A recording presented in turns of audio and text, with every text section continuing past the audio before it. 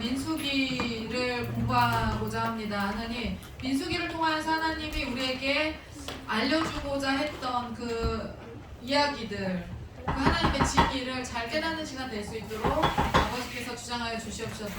처음 시간입니다. 마치는 시간까지 함께 하시고 피곤한 몸으로 하나님 우리가 성경 공부하고자 모였습니다. 하나님 기억하시고 축복하여 주시옵소서.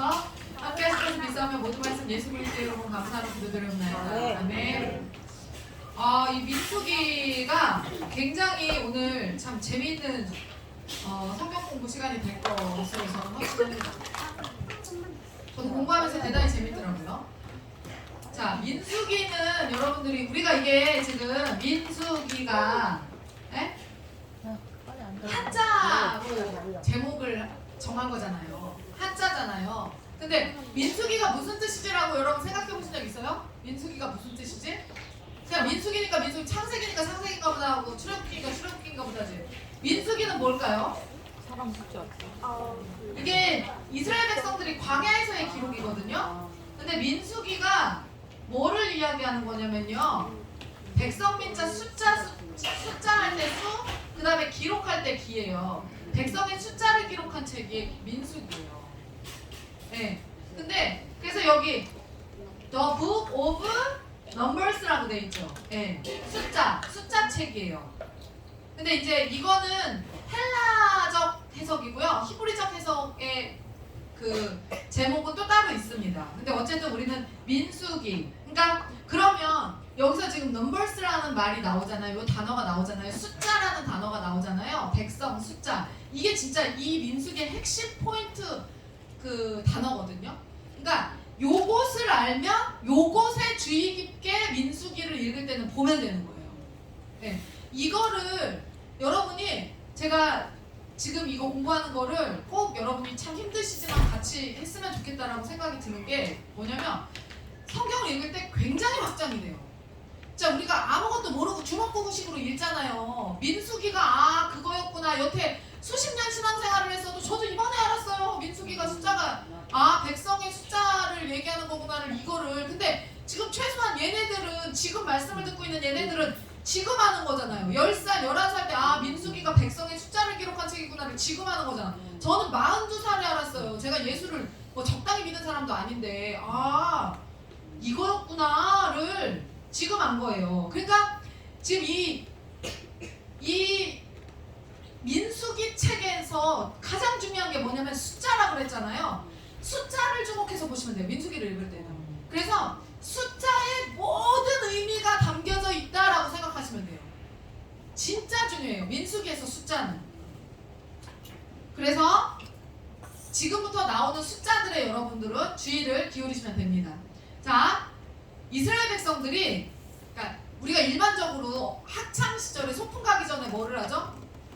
그 사람이 몇 명이, 애들이 다 왔는가를 체크하는 번호를 셉니다. 그래서 자, 뭐 사열 종대, 뭐 사열 횡대로 서가지고 자 지금부터 안전번호 시작. 그러면은 뭐 하나, 둘, 셋, 넷 이렇게 해가지고 딱 몇 명인지 해가지고 우리가 뭐 이상 없다고 다 왔습니다 이렇게 하잖아요. 그것처럼 얘네들이요 출애굽을 해서 인구조사를 2번을 합니다. 2번의 인구조사의 기록이 민수기의 기록이에요.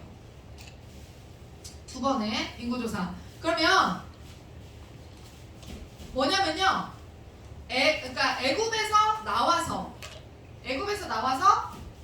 그 가나안 땅으로 출발하기 전에 인구조사를 한 거고요. 그 다음에 가나안 땅에 도착하고 나서 여기 출애굽 2세대가 여기 모압 평지에서 인구조사한 내용이에요. 요거 2번의 인구조사한 내용.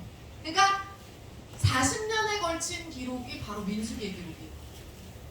우리는 민수기 요만큼에 그냥 한 시간에도 그걸 읽지만 잠깐 기침이 나와가지고 에어컨 좀 꺼주세요. 그러지만 요게요 민수기 1장하고 26장에 2번에 걸쳐서, 그러니까 시작하자마자 민수기에서 숫자가 쫙 나오거든요. 이게 그래서 대단히 중요한 기록이다. 그럼 첫 번째 인구조사를 했을 때와 두 번째 인구조사를 했을 때 40년이 경과를 했는데 그 사이에, 그러니까 대상이 어떻게 되냐면요, 첫 번째 인구조사의 대상은 출애굽한 1세대를 말한 거고요. 그 다음에 40년 이후에는 얘네들이 다 죽고 나서 가나안 땅 들어가기 직전에 인구조사를 했을 때는 출애굽 2세대, 여호수아 세대를 이제 계수를 한 겁니다. 그랬을 때 지금 첫 번째 인구조사는 어디서 했냐면 시내산에서 했어요. 이때 지금 인구가 몇만 명이죠? 60만 3,550명 딱 나와요. 60만 3,550명. 40년이 지난 후 2차 인구조사를 했을 때 모아평지에서 인구조사를 했을 때 지금 몇 명이 나오죠? 60만 1,730명. 몇 명 줄었어요? 1,820명이 줄었습니다. 그런데 여기서 우리가 그러면 이거를 신앙생활은 해석이잖아요. 신앙생활은 해석인데 이걸 어떻게 해석할 것인가를 우리가 잘 봐야 돼요. 자, 두 가지 관점에서 해석할 수 있어요. 첫 번째, 야, 인구가 70명에서 애굽에 들어갈 때 인구가 72명인가 그랬잖아요.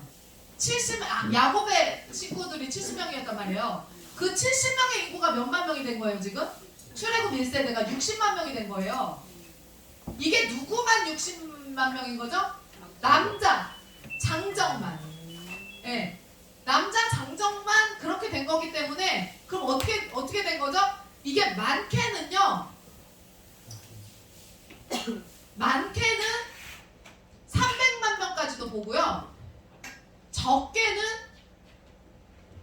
150만 명, 200만 명 이렇게까지 봅니다. 네, 장정 하나당 인구수.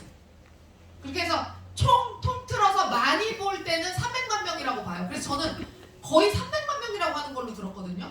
근데 여기서 이제 200만 명이라고도 얘기하고 그렇게 얘기하는데 어쨌든 장정의 수인 거예요. 70명에서 시작해서 60만 명이 된 거죠. 그러면 지금 출애굽 1세대는 불순종한 세대라서 다 죽였고, 그럼 보세요 여러분. 우리가 이걸 해석할 때 인구 70명에서 시작했는데 60만 명이 됐다. 이거는 놀라운 하나님의 축복이다. 이스라엘 백성에 대한 축복이다라고 해석을 할 수가 있고요. 첫 번째. 두 번째는요. 어떤 개념이 있을 수 있어요? 광야에서 그런데 60만 명이 됐는데 나중에 2차 인구조사에서는 2,000명 가까운 사람들이 결국엔 죽었네요. 그쵸? 줄어들었죠 인구가. 그럼 이거는 뭐를 얘기하는 거예요? 하나님한테 혼난 거야. 이건 저주받은 거야.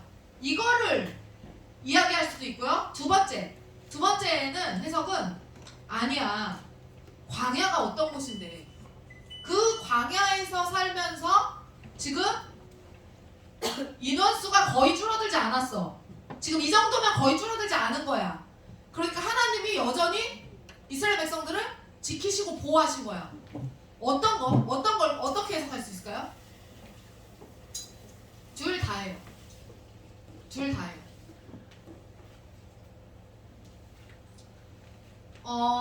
70명이 60만 명이 된 거는 분명한 하나님의 그 이스라엘 백성을 향한 그러니까 기적적인 역사고 또 번식을 하게 하는 자녀를 생산하는 것은 확실히 여러분 축복입니다.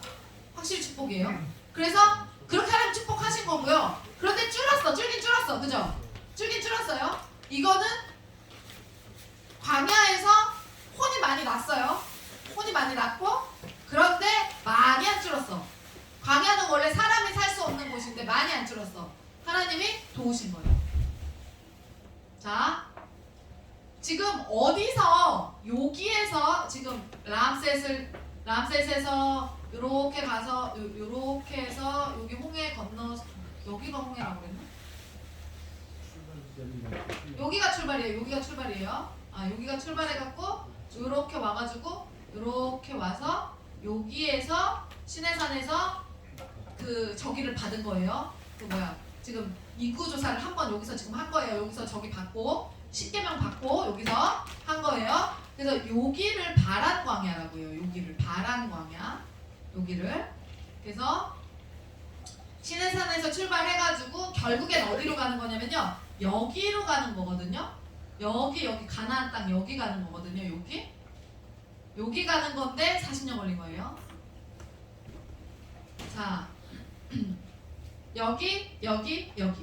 그래서 요거 세 군데를 알면 민수기는 끝납니다. 요거 세 군데만 알면. 근데 여기서 첫 번째 이제 시내산에서 첫 번째 개수했고요. 여기서 개수한 거라고 했어요. 민수기. 사람들을 계수한 게 여기랑 여기서라고 했어요. 그리고 여기서 몇 년 있었냐면 38년 있었어요. 여기서.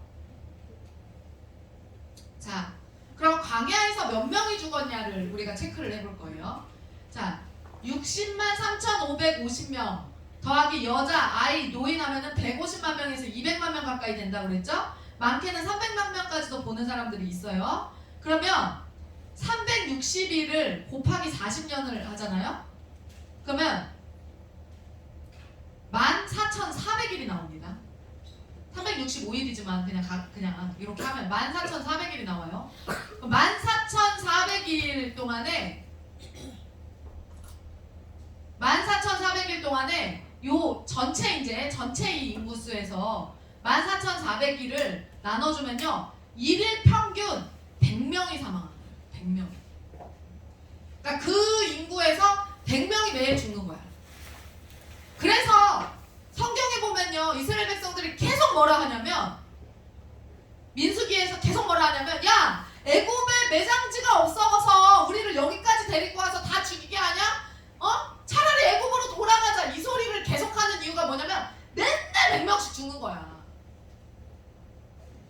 그래서 사람들이 그렇게 이제 볼멘 소리를 계속 한 겁니다. 그러니까 1세대가 40년 동안 1세대가 다 죽는 거잖아요. 그러니까 평균이 이게 나오지. 1세대가 다 죽는 거니까. 60만 명 1세대 처음에 60만 명 나왔잖아요. 걔네들이 다 죽은 거예요. 그 사람들이. 모세까지 다 죽었으니까. 그러니까 평균적으로 거기서 뭐 병들은 아들, 딸까지 다 죽은 거 예상하면은 이만큼 그 전체 무리에서 100명씩 죽은 겁니다. 자 여기 보세요. 이게 지금 1차 개수된 그 명수와 2차 개수된 명수가 있잖아요. 유다가 베스트고 얘가 월스트예요. 시므온이 가장 최악입니다. 여기 지금 보면. 그래서 숫자가 중요한 거예요. 무슨 말인지 아시겠죠? 민수기에서 숫자를 통해서 우리가 뭐를 할 수 있는지를 여러분들이 보셔야 돼요. 여기 보시면 뭐라고 돼 있어요? 유다는 비슷하게 유지하고 조금 늘어났잖아요. 그쵸? 인구수가 유다 지파는 비슷하게 유지하다가 조금 늘어난 거예요. 그러니까 잘한 거야. 두루두루 잘한 거예요. 근데 시므온 지파 한번 봅시다. 시므온 지파 한번 보세요. 뭔가 얘 심하네. 얘네 심하네. 그죠? 그럼 이걸 통해서 우리가 뭐를 할 수 있을까요? 문제가 있다는 걸 알 수 있는 거지. 이 지파가 문제가 있는 거예요. 여러분, 그러니까 숫자. 예? 숫자가 중요해요. 숫자를 통해서 하나님 말씀하세요. 여러분 통장 숫자를 통해서도 하나님 말씀하시는 거예요. 가족의 숫자를 통해서도 말씀하시는 거예요. 그래서 우리가 뭐라 그래요? 자녀를 낳는 거, 자녀 낳는 거 중요하다. 돈 잘 모아라. 이런 얘기 계속 하잖아요. 늘어나야 돼요, 여러분 숫자는. 제자리에 있거나 줄어드는 건 문제가 있는 거예요. 여러분 숫자가 늘어나는 게 가정의 인구수가 늘어나는 게 얼마나 중요한 사건인지를 우리가 평소에는 생각을 못하지. 근데 우리 가족의 인구가 하나가 줄어든다고 생각해보세요. 예? 이렇게 얘기하니까 확 오죠? 아 장난 아닌 거네? 그러니까 이걸 해석을 못해 사람들이. 예? 아 그냥 하나 늘어나는 거는 별로 생각 안 하는데 우리 식구 중에 하나가 줄어든다 생각하니까 큰일 날 일이네? 그죠? 그런 거예요. 그러니까 하나가 늘어난다는 거는 대단히 축복된 일이라고. 그 일이 늘어난다는 게, 일이 줄어든다는 게 엄청나게 가슴 아픈 일이라고. 근데 여기 시므온 지파 보세요. 지금 반 넘게 줄어들었어요. 엄청난 뭔가 사건이 있었던 거야. 이렇게 될 만한 어떤 사건이 있었던 거야. 하나님한테 잘못했겠지. 이 민수기를 통해서 그걸 알 수 있는 거예요. 그걸 배우는 겁니다. 지금 지금 요거를 가르쳐주는 이 인도하시는 분이 34가 자기 인생의 숫자라는 거예요. 왜 34가 인생의 숫자냐? 자기는 굉장히 머리가 안 좋은 사람이었대요. 공부도 못하는 사람이었대. 맨날 37명 중에서 37명 중에 맨날 34등. 그러니까 거의 꼴찌여가지고 엄마한테 맨날. 그래서 옛날에 무슨 3.4 우유가 있었대요. 3.4 우유가 있어갖고 엄마가 맨날 우유도 3.4만 사줬대요. 놀리느라고. 너도 맨날 꼴찌라 그러면서 놀리느라고 3.4 우유만 사줘갖고 어느 날은 너무 서러워 되는 거예요. 그렇게 이 34 그리고 나서 성경 통독을 자기가 하기 시작했대요. 대학에 들어가서 성경 통독을 하니까 그 전까지 미련맞았던 그 바보의 영이 있었던 자기에게서 성경 통독을 하면서 바보의 영이 떠나가면서 그래도 공부를 잘하게 됐대요. 공부를 잘하게 돼서 마지막 그 대학교 졸업하면서 전체 평균 나오잖아요. 그게 3.4였대요. 네. 그리고 삼수에서 대학에 들어갔대요. 그렇게 해서 그러니까 숫자는 여러분에게 있어서 여러분 인생에 있어서 숫자는 어떤 의미예요? 전화번호 같은 거, 그러니까 우리가 어떤 숫자를 정해야 될 때 전화번호 같은 거 정할 때 여러분들 숫자 정하잖아요. 저는 전화번호 끝번호가 1907인데 우리 교회에서 아마 1907 번호가 끝번호인 사람 제일 많을 거예요. 끝번호가 1907이. 왜냐면 일단 우리 집이 목사님 빼고 다 1907이거든. 그리고 김은정 집사님 1907이죠. 이게 1907년에 평양 대부흥운동을 기념해서 그 부흥의 역사를 기억하면서 끝번호를 1907로 제가 이제 정한 거거든요. 그래서 그 어떤 숫자를 정할 때 저는 저의 뭐 거의 모든 비밀번호와 뭐 그런 것들이 거의 다 성경과 성경 그다음에 그런 것들과 다 연결돼 있어요. 뭐 제 생일 뭐 이런 거랑은 연결 전혀 우리 식구의 생일 뭐 이런 건 연결 안 돼 있어요. 다 성경과 관련된 거. 그래서 숫자가 중요하다. 여러분에게 있어서 하나님께서 숫자로 말씀하실 때가 있을 거예요. 근데 그 숫자를 그러니까 오늘 민수기에 대해서 이거를 들은 사람들은 저 숫자를 통해서 하나님이 어떤 말씀을 주시는 건지 생각을 하게 되겠죠. 이제 앞으로는 이거는 히브리어의 그러니까 아까 넘버스는 헬라적 그 제목이고요. 요거는요 히브리어 제목으로는 바미바르라고 해서 광야 훈련 일지 광야에서가 민수기의 제목이에요. 히브리어 제목은. 그래서 광야길에서 만나는 하나님. 오늘의 주제는 그래서 광야길, 광야. 지금 광야를 걷고 계신 분들이 있을 겁니다. 민수기의 영적 의미는 뭐가 있을까요? 기독교의 핵심 세 가지가 뭐냐면요. 우리는 믿음으로 구원받는다는 것과 그 다음에 두 번째가 구원받은 성도들은 어떤 훈련을 받는가. 거룩한 하나님의 백성답게 살다가 천국에 들어갔을 때 하늘에서 상급을 받는 내용. 여기서 훈련을 반드시 받아야 돼요. 자, 왜 구원을 받은 이후로 이집트에서 나와가지고 홍해를 건넜잖아요. 구원받은 거잖아요. 구원받은 이후로 몇 년 동안 훈련받죠? 40년 동안 뺑뺑이를 돌린단 말이에요. 우리도 마찬가지죠. 우리 구원받은 이후에 하나님이 우리를 훈련시키세요. 왜 훈련시키실까요? 여러분 잘 생각해보세요. 내가 뭘 다뤄줘야 하는지, 여러분들이 뭘 다뤄줘야 되는지, 그리고 왜 다뤄줘야 되는지 생각해보세요. 제가 뭐라고 했어요? 천국은 실제하는 곳이라고 그랬죠? 우리가 훈련받아야 되는 이유가 있어요. 우리는 다 구원받은 백성이거든요. 그럼 왜 훈련받아야 되냐? 제가 뭐라고 했어요? 우리 천국에서 영원히 살아야 된다고 그랬죠. 천국에서 영원히 살아야 되는데 여러분 여기서 속으로만 생각하세요. 지금 이거 겉으로 말하면 크게 다 시험 듭니다. 속으로만 생각해보세요. 여기서 우리 성도들을 이제 제가 생각하기엔 여러 가지 썰이 있지만 천국에서 성도들과 영원히 산다라는 썰이 제가 생각하기에는 가장 유력한 설일 것 같거든요. 뇌피셜이긴 하지만 최소한 우리가 마을을 이루고 살 것 같아요. 각자 집은 있겠지만 천국에서 우리가 타운 정도는 이루고 살 것 같아요. 그죠? 근데 그 타운을 이루고 살 때 우리가 매일 이웃사촌으로서 매일 이제 만나야 돼요. 우리가 천국에서 살 때. 그러면 내가 이 집사 옆집 정도는 살 수 있겠다. 내가 요 권사님 옆집 정도는 내가 살 수 있겠다. 영원히. 그럼 여기서 생각해봐. 내가 이 사람 옆집은 내가 계속 살 수 있을 것 같아. 근데 저 사람 옆집에선 난 못 살 것 같아. 이거를 훈련해야 되는 거예요. 영원히 그 사람하고 같이 살아야 되는데 우리가 여기서 구원받은 그 상태에서 훈련받지 않으면 천국에 갔을 때 그 사람 옆집에서 영원히 살아야 되는데 서로를 바라보면서 괜찮겠나 생각 한번 해보세요. 훈련을 받아야겠나 안 받아야겠나. 그렇지 않겠어요? 아까 목사님이 나밖에 모르고 공동체적 짐을 지려고 하지 않고 그쵸? 이거 되게 중요한 거예요. 그런 마음을 가진 사람들이 모여가지고 타운 안에서 옆집에서 산다고 생각해봐.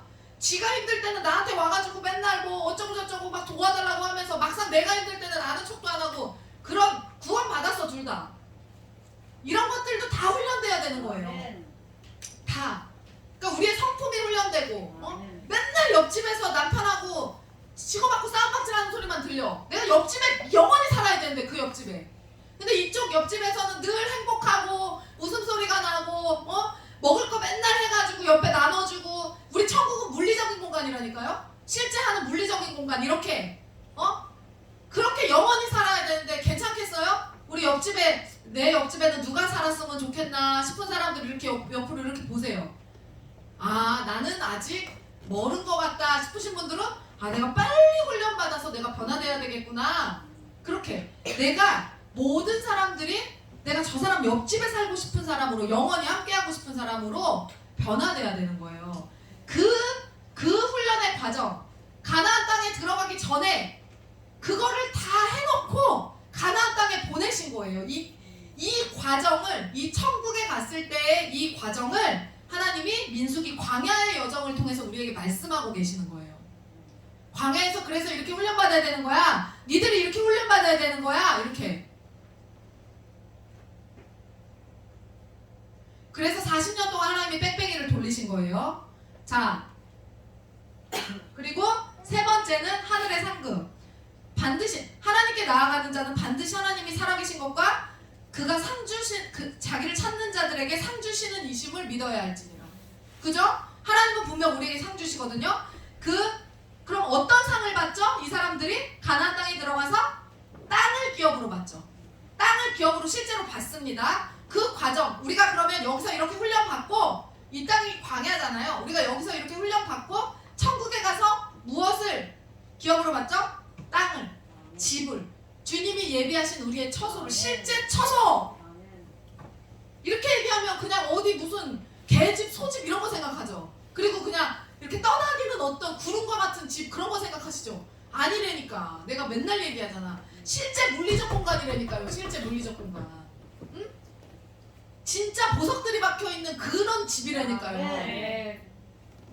그 집, 그 죽음의 그 관문만 우리가 넘으면 우리의 몸이 그렇게 변하면서 그곳으로 옮겨지는 거예요. 그러니까 죽음의 관문만 겪으면 되게 잘. 네, 우리는 다 죽잖아요. 한 번씩은. 그러니까 거기만 잘 넘어가면 이경윤 전도사가 가장 먼저 가서 우리 하늘꿈타운을 외로이 지금 지키고 있을 겁니다. 경윤이 외로울까봐 빨리 가고 싶은 분 있어요 여기? 네?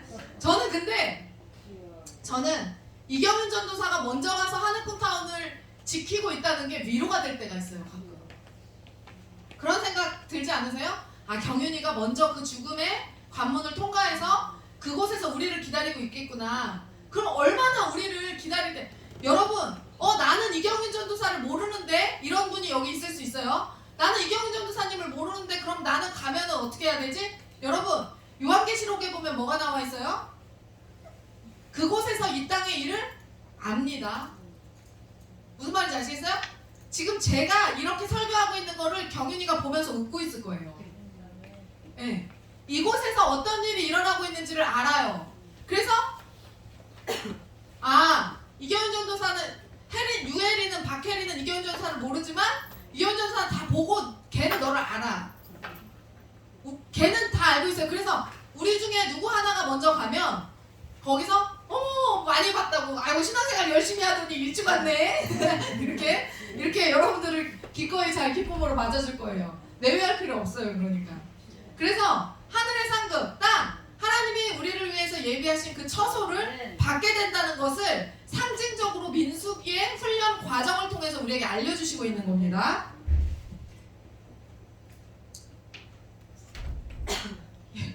이렇게 훈련 받는 거예요. 자, 이게 민수기의 주제입니다. 홍해가 열리고 구원이 일어나고 홍해가 다시 닫혀. 여러분, 구원이 일어난 이후에는 어떤 일이 있냐면요. 다시 구원 이전의 상태로 돌아갈 수 있어요? 없어요? 없어요. 홍해가 닫혔잖아요. 홍해가 닫히면 다시 애굽 땅으로 홍해를 건너서 들어갈 수 있어요, 없어요? 없어요. 돌아갈 수 있는 게 한 가지가 있어. 우리의 물리적 몸은 돌아갈 수 없어요. 근데 뭐는 돌아갈 수 있어요? 뭐가 돌아갈까요? 뭐가 돌아가? 마음이 계속 돌아가죠. 우리의 마음이 계속 돌아가요. 그래서 우리의 마음이 계속 그 과거의 그 죄된 기억을 계속 찾아요. 하나님이 그거를 못하게 하시려고, 그거를 막 악착같이 그걸 못하게 하시려고 그것을 끊어내는 그 과정, 그게 민수기의 광야의 여정이에요. 마음을 못 돌아가게 하려고. 자, 그러면 제가 말씀드렸죠? 민수기의 여정은 하나, 둘, 셋만 알면 된다고. 자, 그러면 여기서 이제 시내산, 가데스 바네아, 모압 평지, 여기서 38년 있었다고 그랬어요. 자, 요 다음 거를 한번 봅시다. 여기 보시면요, 여러분, 민수기의 기록은요, 시내산과 시내 광야에서의 기록이요, 1장에서 10장까지의 기록이에요. 이게 1챕터라고 보시면 됩니다. 1장에서 10장까지 기록. 자, 그 다음에 여기서부터 람세스에서부터요, 숫꽃 지나서 요 시내산까지 오는 과정이 몇 개월이냐면요, 2달 걸립니다. 2달. 자, 그 다음에 두 번째 파트가 13장에서 19장이에요. 13장에 19장 6장에 걸쳐서 두 번째 파트가 이제 기록이 됐는데, 가데스 바네아, 그러니까 바란 광야의 가데스 바네아라는 지역에서 지낼 때 기록된 장이에요. 근데 여기는요, 여러분, 이렇게 삼각형 요 트라이앵글로 여기 바란 광야는요, 여러분, 그냥 광야입니다. 말 그대로 사막이에요. 사람이 살 수가 없어요. 근데 얘네를 하나님이 어디로 인도하시냐면 요 바란 광야의 요 부분으로 인도하시거든요. 여기가 가데스 바네아예요. 가데스 바네아에는 오아시스가 있어요. 그래서 먹고 지낼 만한 곳으로 하나님이 인도하세요. 여기서 몇 년 있었다고요? 여기서 여기까지 오는데 2달. 여기서 몇 년? 38년. 그러니까 여기서 여기 가는데 38년 걸린 거예요. 여기서 여기 가는데 38년. 모압 평지에서의 그 가나안 땅에 들어가면서 땅 배분받는 거기가 여기가 여호수아 세대의 기록이에요. 여기가 22장부터 36장까지 마지막 장까지 세 번째 파트. 여기는 2세대 기록이에요. 여기가 2세대, 여기까지가 1세대 기록인 거예요. 여기까지가 19장까지가. 여기서 20장부터 21장까지 여기로 에시온게벨 여기로 왔다가 여기로 들어가는 거예요. 여러분 보세요. 그러면은 그러니까 여기서 1년 6개월 머무릅니다. 2달, 1년 6개월, 38년, 그 다음에 나머지. 우리가 이 바란 광야에서의 이 가데스 바네아에서 요거 장수 보세요. 민수기는 장수가 숫자가 중요하다고 그랬어요. 시내산 시내 광야에서 10장, 1년 6개월 동안 지내는 기록이 10장에 걸쳐서 기록이 된 거예요. 1년 6개월의 기록이 10장. 그럼 여기는요, 여기 몇 년 있었다면 38년. 38년 기록이 몇 장? 6장. 뭐를 의미할까요? 1세대의 38년의 기록이 몇 장? 6장. 6장. 여기서 6장.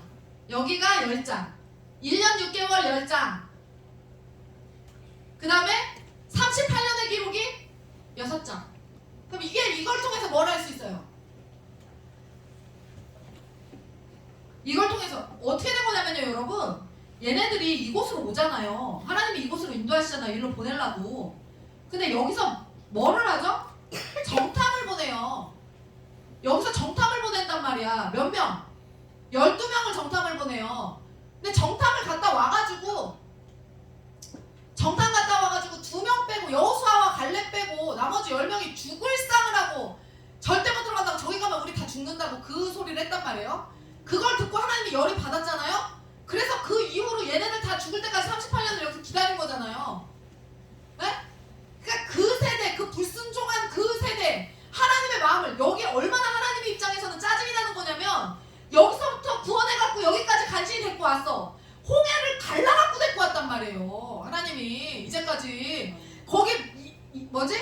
첫째 아들 다 죽이고 장자 다 죽이고 마지 다 죽인 다음에 그 생쇼를 10가지 재앙을 해가지고 그 생쇼를 해갖고 얘네들을 여기로 넣으려고 데리고 왔어. 에? 여기로 넣으려고 데리고 와서 야 이제 니네 정탐해봐. 그리고 정탐꾼을 12명을 보냈단 말이에요. 근데 갔다 와가지고 못 들어간다고 죽을 상을 한단 말이야. 그럼 하나님 여태 뭐 한 거야? 하나님 여태 왜 뭐 시킨 거예요? 뻘짓한 거지? 그러니까 하나님이 삐진 거야. 하나님 삐지면 무서워요. 여러분만 삐질 줄 알죠? 여러분만 삐질 것 같죠? 하나님 삐지면 이 수준으로 삐지십니다. 40년 동안 안 움직이세요. 하나님 우습게 보지 마세요. 진짜로. 그러니까 여러분들이 어느 정도 발을 하나님한테 뻗다가도 하나님 삐질 것 같은데 하면 얼른 발을 딱 들여놔야 돼요. 적당히 해. 이런 거 있잖아요. 적당히 해야 돼. 하나님은요 다 죽여버리세요. 아 그래? 알았어. 그럼 인간을 갈아치울게. 내가 이 땅에 사람들을 다 치워줄게가 아니라 그럼 인간을 갈아치울게. 그래갖고 40년 동안 여기서 38년을 기다리신 건데 하나님이 얼마나 삐지셨냐면 기록이 6장밖에 없어. 이건 뭘 의미하는 거예요? 얘네들이 바람강야에서 있으면서 이 지역 자체가 보세요. 민족 자체가 미션이었던 이스라엘 백성들이었어요. 민족 자체가 미션이에요. 얘네는. 근데 안 가겠대. 멈췄어 여기서. 그러니까 하나님이 손 딱 놓으시면서 6장의 기록을 남기십니다. 38년의 기록이 6장. 그러면 사실 남긴 게 아니에요 지금. 그걸 아셔야 돼요. 이게 뭐를 의미하는 거냐면 쓸 게 더럽게 없다. 더럽게도 쓸 게 없다. 불순종한 민족에게서는 쓸 게 없다. 하나님이 쓰지 못하게 하신 거예요. 기뻐하지 않으시는 거예요. 그래서 쓴 게 없는 거예요. 근데 어때요? 모압 평지에 여기 들어가서 이 여호수아 세대랑 불과 그러니까 여호수아 세대랑 그 짧은 시간에 가나안 땅 그거 딱 배분하면서 지금 14장을 썼죠. 여호수아 세대는 40년의 기록이 요거밖에 없는데 이스라엘 백성들 다 죽고 나서 이제 들어갔을 때 그 짧은 시간 동안 내가 얘네들하고 뭘 할 거야? 내가 얘네들하고 뭘 할 거야? 내가 얘네들하고 이런 걸 할 거야. 하나님이 너무 기뻐가지고 너무 좋아서 14장을 기록합니다. 여러분 하나님이 여러분들의 인생을 두고 책을 쓰신다고 할 때 그냥 먹다 죽은 인생 으로 하나님이 여러분들을 놓고 뭐를 쓸 수 있을 것 같아요? 어떤 책을 쓸 것 같아요? 이런 책 나올 것 같아요? 이런 책 나올 것 같아요? 요거 잘 생각해 보셔야 돼요. 나는 주님과 얼마나 관계 있는 인생을 사는 거야. 나는 하나님이 나의 인생을 두고 책을 쓰시면 몇 장이나 쓰고 싶어 하실까? 이거 대단히 중요합니다. 요거를 여러분들이 간과하시면 안 돼요. 그래서 지금 여기에서의 이 세대는 여기까지의 세대는 그냥 광야에서 그냥 먹다 죽은 세대. 아무것도 없어요. 자 여기서는 여기가 구원받은 직후예요. 여기가 홍해인가 보네. 그렇게 해갖고 여기가 구원받은 직후. 그러니까 여기에서의 기록들은요 여러분 대단히 드라마틱하고 스펙터클합니다. 엄청난 기록들이 구원받은 직후에 막 오죠, 있죠. 그리고 여기서 광야에서의 훈련, 여기 레위기에서 그러니까 신의 산을 기준으로 이쪽의 기록과 이쪽의 기록은 완전히 달라요. 여기는 본격적인 광야 훈련 기간이에요. 여기서는 징징거리면 홍해를 갈라서 하나님이 건너게 하시는 그 역사를 보여주셨지만 여기서 징징거리면요 죽여버리세요. 하나님. 무슨 말인지 아시겠어요? 그 차이가 있는 거예요. 그러니까 여러분들이 여러분을 초신자라고 생각한다면 구원받은 직후 우리 교회에서 지금 초신자라고 한다면 아직 저기도 우리 박 원장님도 애기죠. 박 원장님 같은 분은 여기죠. 박 원장님이 하나님께 기도하거나 하나님께 투정 부리면 바로 들어주세요. 그래서 좀 투정 부려도 되는 시기예요. 아직은 박 원장님은. 근데 여러분들이 뭐 목사님이나 제가, 뭐 김은정 집사님, 뭐 이선영 집사님, 요런 우리 좀 어느 정도 된 노땅들, 예? 우리 노땅들이 여기서 본격적인 광야 훈련을 우리는 거의 이제 광야는 거의 이제 끝나가는 사람들이죠. 이런 사람들이 여기서 이제 뭐 투덜투덜 거린다. 그럼 바로 죽여버리시는 거야, 하나님이. 그러니까 내가 죽을 사람이 내가 본인이 나는 아직 애기다. 그러면 요걸 해도 되고 이 짓거리 해도 되거든요. 근데 나는 어느 정도 성장한 군사 같은데 그럼 이 짓거리 하면 안 되는 거예요. 네?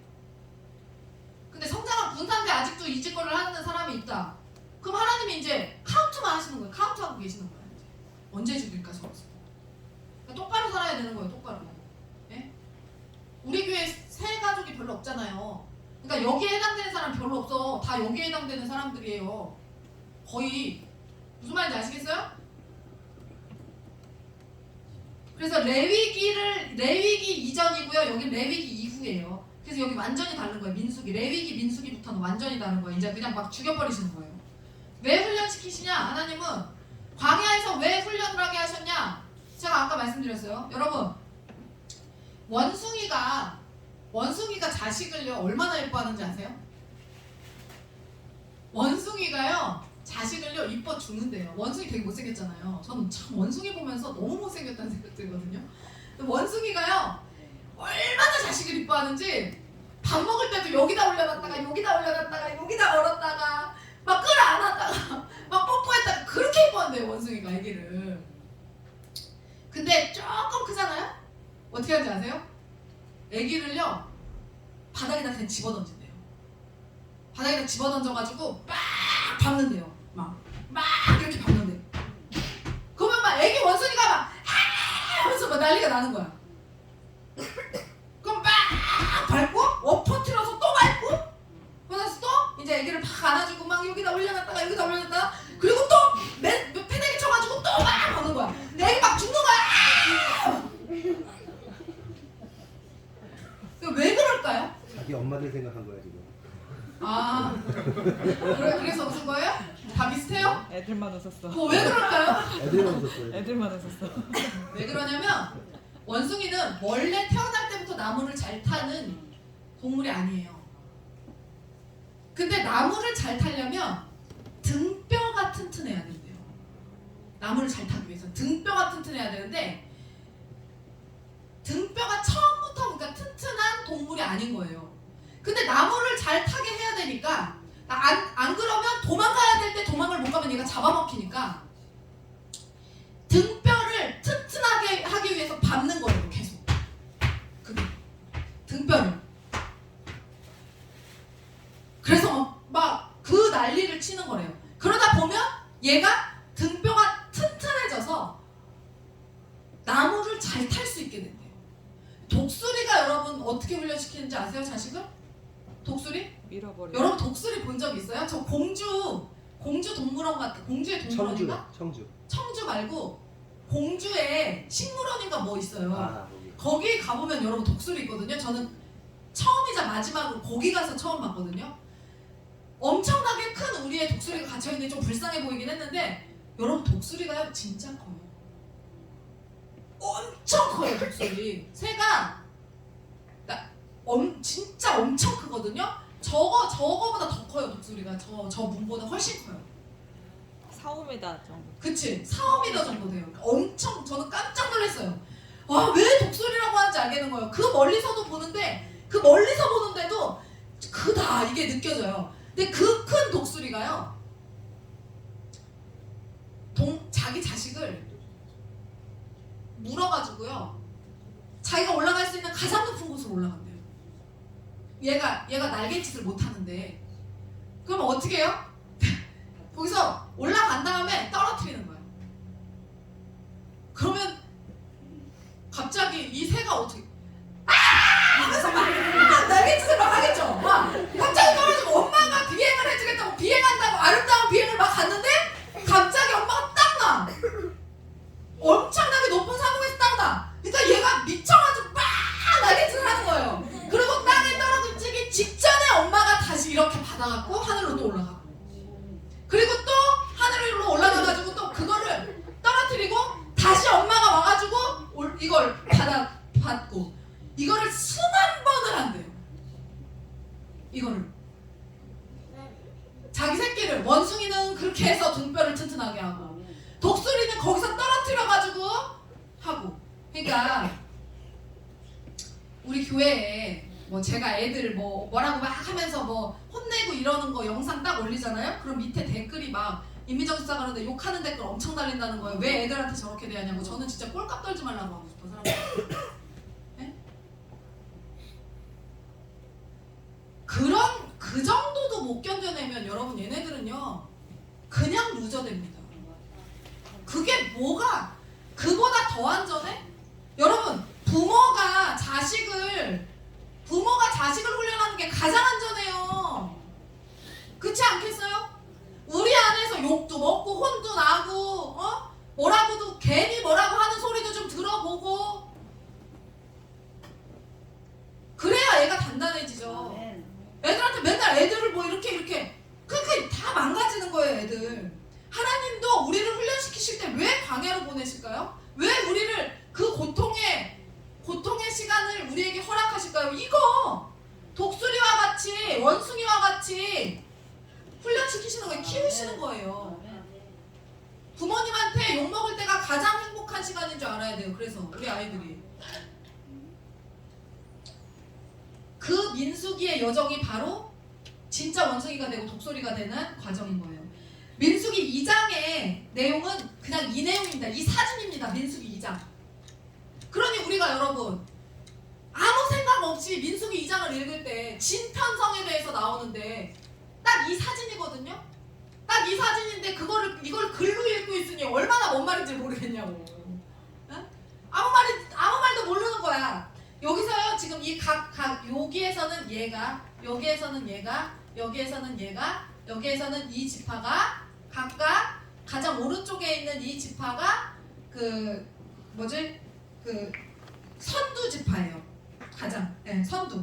그래서 북쪽에서는 단 지파가, 서쪽에서는 에브라임 지파가, 남쪽에서 루벤, 그 다음에 여기 동쪽에서는 유다 지파가. 그래서 보편적으로 이렇게 움직이게 될 때 유다 지파가 가장 선봉에서 서서 움직이게 되겠죠. 네, 무슨 말인지 아시겠죠?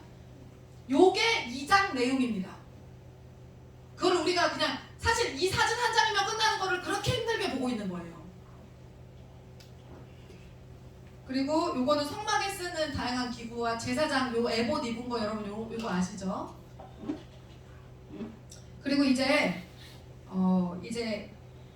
그 수를 개수한 다음에 이사 가려고 이삿짐 싸고 있는 이제 이스라엘 백성들이 이사 가야 되니까 바람 광야로 넘어가야 되니까 이삿짐 싸고 있는 모습이 요게 이제 이삿짐 싸는 거예요. 이삿짐 쌀 때도 다 하나님이 하라는 대로 해야 돼.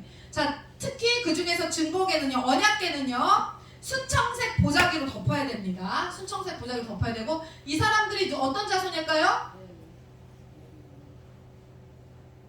이 사람들이 어떤 지파일까요?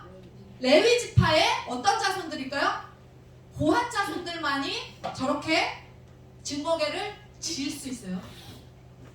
다른 자손들도 안 돼요. 레위 지파의 고핫 자손들이어야만 해요. 그래서 다른 사람들이 손대게 됐을 때 죽는 거야. 하나님의 법대로 해야 돼요. 근데 법대로 안 했을 때 그렇게 되는 거고, 이동할 때는 꼭 순청색 보자기로 덮어서 이동을 해야 돼요. 그러니까 이거 잘못해가지고 죽은 사람들이 많이 있는 거예요. 자, 그 다음에 구름기둥과 불기둥이 나옵니다. 이스라엘 백성들이 이동할 때 하나님께서 이렇게 구름기둥과 불기둥으로 역사를 하셨는데, 구름기둥은 왜 필요했을까요? 광야니까 구름으로 해를 가려주신 거예요. 그래서 구름기둥. 그 다음에 습기도 머금고 있잖아요, 구름이. 네, 그걸로 온도와 습도를 조절해 주신 거예요. 불기둥은 왜 필요했을까요? 밤에 20도에서 30도까지 떨어진대요, 사막은. 그래서 하나님께서 난로의 역할을 그 불기둥을 통해서 하신 거예요. 그래서 구름기둥과 불기둥이 이동을 하면 이동하는 거야. 낮에는 구름 기둥 따라서 이동하고 밤에는 불 기둥 따라서 이동하는 거예요. 그 기둥들이 멈춰 있으면 멈춰 있는 거예요. 우리도 그렇게 진행을 했어요. 자, 민수기에는 정결 훈련이 이제 두 가지가 나오는데 속건제 훈련이 여기서 나옵니다. 자, 속건제가 정말 대단히 중요한 이 제사인데 그 의미인데요. 이게 우리가 원금의 20%를 배상한다. 원금이 있고 20%를 배상한다. 추가로 배상한다는 거죠. 이게 남에게 손해를 끼쳤을 때는 반드시 배상해야 된다라는 거를 우리가 이제 배웠어요. 자, 번제는 하나님과의 관계의 복이지만 속건제는 이웃과의 관계의 복이다. 구약의 제사는 폐했지만 제사의 의미와 정신은 그대로 구현되어야 한다. 이 땅에서. 무슨 말인지 아시겠죠? 그래서 이거를 이 성경 공부를 하고 나서 어떤 분이 간증을 했대요. 그분이 사업을 하다가 쫄딱 망했는데 그렇게 그 정도로 망할 줄 모르고 그 동네에서 동네 사람들한테 빚을 진 거예요. 이 사람한테 얼마를 꾸고 저 사람한테 얼마를 꾸고 막 그렇게 꽂는데 쫄딱 망한 거야. 쫄딱 망하고 나서 다른 데로 야반도주를 해서 이사를 와서 어떤 교회에 간 거예요. 근데 교회에서 마침 이 성경 공부를 하고 있었던 거야.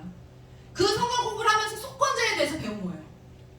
근데 자기는 어차피 갚을 수 있는 돈의 금액이 아니었기 때문에 자기는 그냥 못 갚는다 생각을 하고 나는 그냥 지금부터 속죄하는 마음으로 열심히 하나님을 믿으면서 살아야지라고 그렇게 마음에 결심을 했던 거예요. 그런데 이걸 듣고 보니까 그게 아니네. 해결해야 되는 거네. 그걸 알게 된 거예요. 속건제를 알게 된 거예요. 빚을 냈으면 어떻게 해야 되는 거야? 갚아야 되는 거잖아요. 근데 그 속건제에 그러니까 아무리 자기가 떨쳐버리려고 해도 이 속건제를 배우고 나서 그게 떨쳐지지 않더라는 거예요. 근데 자기가 그곳에 가서 자기가 전에 살던 그곳에 가서 내가 당신에게 이렇게 빚을 졌는데 이거 갚지 못하겠다라는 말을 하면 자기는 죽을 것 같더래. 그래서 어떻게 해야 될지 모르겠다고 어떤 이 성경 공부를 가르쳐준 목사님께 연락이 온 거예요. 근데 그 목사님이 뭐라 그랬냐면 집사님 가셔라. 첫 번째 가라. 그리고 가서 용서를 빌어라. 지금 갚을 수가 없더라도 가서 내가 돈이 조금씩이라도 생기면 갚겠다라고 이야기해라. 그리고 용서를 구하고 와라. 그랬더니 그러면 거기는 막 폭력적인 사람도 있고 막 깡패도 있고 그래서 자기를 죽일지도 몰라요. 그랬더니 이분이 하나님을 신뢰하라. 이렇게 속건제를 이야기할 때 하나님이 이걸 명령하셨을 때 너 가서 쳐맞아 죽으라고 하나님이 이 속건제를 우리에게 허락하신 게 아니다. 하나님을 신뢰하고 다녀와라. 그래서 큰 마음을 먹고 그 동네로 들어갔다고 합니다. 가서 사람들을 다 만나서 죄송하다고 잘못했다고 내가 지금은 갚을 수 없지만 내가 최선을 다해서 돈을 만들어서 여러분들의 빚을 갚도록 하겠다고 너무 잘못했다고 그렇게 얘기를 했다고요. 그랬더니 거기서 동네 사람들이 다 나와서 한 명도 빠짐없이 재기에 성공하라면서 축복해줬다고. 왜 돈 안 갚냐고 뭐라고 하지 않고 꼭 재기에서 다시 찾아오라고 괜찮다고 응원해줬다고요. 이 속건제는요 이웃과의 관계 회복을 그러니까 하나님은요 돈보다 사람과의 관계를 훨씬 더 중요하게 여기시는 거예요. 무슨 말인지 아시겠죠? 그래서 사람과의 관계 회복을 위해서 이 정신을 계속해서 이 땅에서 구현해내야 되는 거예요. 그래서 여러분들이 자라면서 여러분들이 피해를 입히는 거 여러분들이 누구한테 꾼 돈이 있거나 이러는 거 여러분 당연히 갚아야 되고 여러분이 갚을 수 있으면 이자까지 쳐서 갚아야 되는 거예요. 원래는 그런 정신으로 살아야 되는 거예요. 그러니까 남의 돈을 그러니까 여러분 절대 남의 돈을 어떻게 하고 나서 인생이 잘 풀리는 거는 있을 수가 없어요. 절대 없어요. 그거는 상상도 하지 마. 그거는 그냥 꿈도 꾸지 마요. 남에게 피해를 주고 나서 내가 뭐 내 새끼가 잘 되겠지, 내가 꿈도 꾸지 마. 아멘. 꿈도 꾸지 마.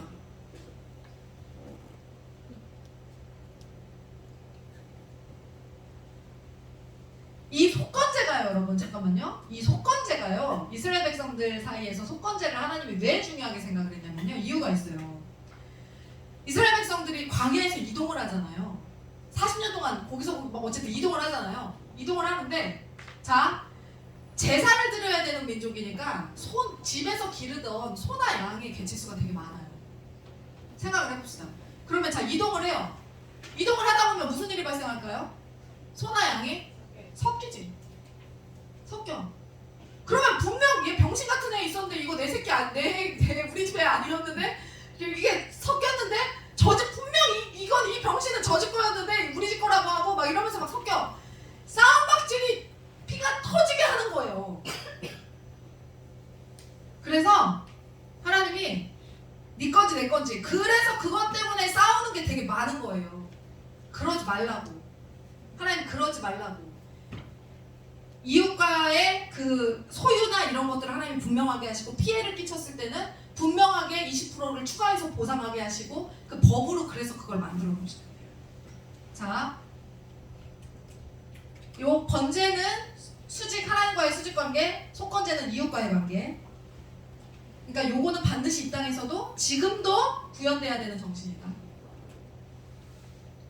자, 신약의 속건제에 대해서 여러분, 자, 삭개오의 속건제가 있고요. 4배나 갚았죠? 이거는요, 신약의 삭개오의 속건제는요, 제가 오늘 여기까지만 하고 마치겠습니다.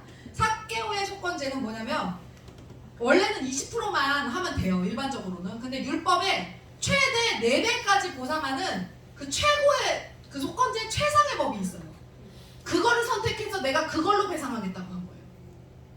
삭개오는 원래 20%만 하면 되는 건데, 그런데 그런 거고요. 그리고 이 빌레몬서는요, 여러분, 빌레몬서는 한 장짜리 서신이거든요. 옥중 서신이거든요. 그런데 빌레몬서는 한 장짜리지만 전체가 속건제입니다. 근데 여러분들이 빌레몬서를 한 번도 제가 이제 오늘 빌레몬서를 지금 잠깐 설명해 드릴 건데, 빌레몬서를 이거를 해석을 듣고 나서 빌레몬서를 읽으면 이제 다 보일 거예요. 네. 여러분, 빌레몬서는요, 사도 바울이 빌레몬에게 쓴 옥중 서신입니다.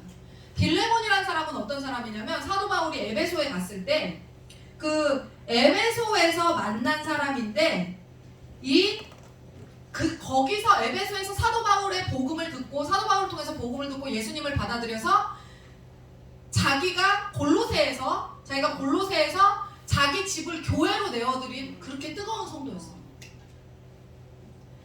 근데 이때가 이제 로마 시대잖아요. 로마 시대는 노예제도를 통해서 그 나라가 유지되고 있는 상태였기 때문에 노예제도가 굉장히 로마에서 민감한 문제였습니다.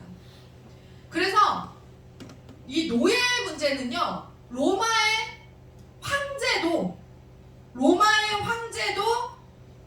노예에 대해서는 함부로 하지 못하고 주인에게 물어봐야 돼요. 얘를 어떻게 처리할 것인지 주인이 허락해야지만 황제도 그렇게 처리할 수 있었어요. 그런데 그런 하나님의 아주 유력한 일꾼이었는데, 사도 바울이 이제 감옥에 이제 갇히게 된 거예요. 사도 바울이 감옥에 갇혀서 복음을 막 전했어. 근데 거기에 오네시모라는 사람이 죄수로 있었던 거예요. 근데 그 오네시모라는 사람이 죄수로 감옥에 있으면서 사도 바울이 전한 복음을 들은 거예요. 그래서 예수님을 영접했어. 근데 자기가 어떤 사람이었냐면, 이 오네시모가요, 빌레몬 집의 노예였어요. 빌레몬 집의 노예였는데 그냥 나온 게 아니라, 그냥 도망친 게 아니라 빌레몬의 돈을 훔쳐가지고 도망을 쳤어요. 근데 이게 잡힌 거야. 그래서 감옥에 간 거예요. 근데 사도 바울이 거기에 온 거야. 감옥 동지로 만난 거야. 깜빵 동긴 거예요. 거기서 복음을 들었어. 그러니까 오네시모가 복음을 듣고, 내가 빌레몬의 노예였는데 내가 복음을 듣고 듣고 보니 이 복음이 진리네. 그래서 사도 바울을 그 깜방에서 시중을 들기 시작해요. 사도 바울을 극진히 모셔. 그리고 만기 출소할 때가 가까이 온 거예요.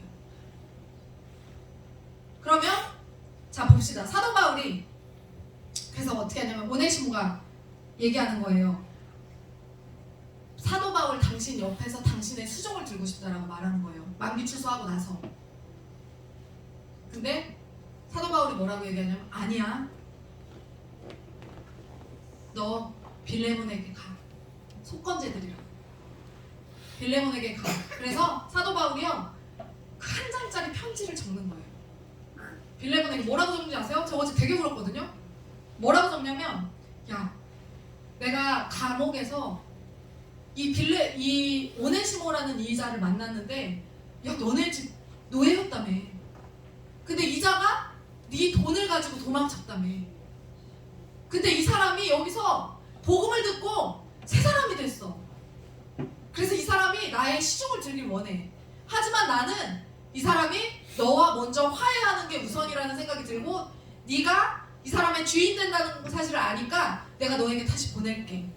이 사람이 너의 돈 떼먹은 거는 내가 갚아줄 테니까 내 몫으로 달아놔. 내가 갚아주겠다는 거예요. 내 몫으로 달아놔. 그리고서는 뭐라고 얘기하는지 아세요? 근데 너도 나한테 복음으로 빚 많이 졌잖아. 나 그거는 너한테 달라 안 할게. 이렇게 얘기해요. 나 너 나한테 복음으로 빚 많이 졌잖아. 근데 그거는 내가 너한테 계산 안 할 거야. 근데 얘가 네 돈 떼먹은 거는 내 앞으로 달아놔. 내가 갚아줄게. 그렇게 얘기합니다. 그리고 얘가 너한테 가면 정말 사랑으로 한 형제됨으로 얘를 사랑해줘. 그렇게 대우해줘. 나는 너가 그렇게 할 거라 믿어. 내가 여기서 너에게 이런 편지를 안 쓰고 내가 임의로 이렇게 저렇게 해라 라고 명령을 해도 네가 나를 따라줄 것을 알지만 나는 그럼에도 불구하고 너가 기쁨으로 이것을 순종해 주길 바래. 얘와 함께 이 편지를 보낼 테니 네가 그렇게 해줬으면 좋겠어 라고 편지를 보내요. 그게 빌레몬서의 내용입니다. 이제까지 뭔 얘기인지 모르고 읽었죠, 빌레몬서? 근데 이제 알겠죠? 이제 빌레몬서가 뭔지. 이게 이렇게 확장되는 거거든요, 여러분. 빌레몬서를 이 해석을 가지고 빌레몬서를 다시 읽어보세요. 진짜 재밌습니다. 그리고 너무 마음이 와 오네시모는 어떨까? 복음을 받아들여서 짠 하고 딱 봤더니 나에게 복음을 전해준 사람이 빌레몬이랑 아는 사람이야. 내가 여기서 어떻게 해야 되는 거야? 와 세상 진짜 좁다. 근데 너무 좋아. 이분이 사도 바울이라는 분이 너무 좋은 거야.